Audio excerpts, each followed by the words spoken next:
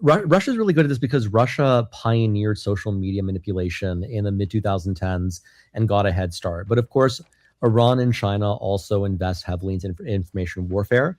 But when it comes to Russia, I mean, we all know that about 2 years ago, it was discovered that Russia was funneling millions of dollars into Tenet Media, which was an organization created by some Canadian conservative influencers, and then that money was being funneled to very popular influencers like Dave Rubin in the United States to produce content that aligned with Russia's foreign policy interests. The source of this funding was not disclosed to Americans, and so they were essentially receiving content that was being paid for by the Russian government that was pro-Russian in what was very clearly a disinformation campaign.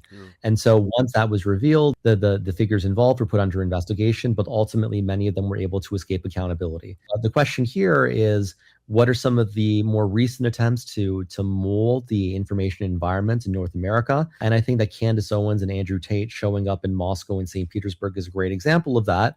But in Canada, for example, we haven't been as impacted, but I do know that back in autumn of last year, Russia put together a delegation of, I believe, Americans, Canadians, and some British influencers, and brought them to Russia and to Moldova to push this false claim that Ukraine and Moldova are persecuting Christians, which is not true.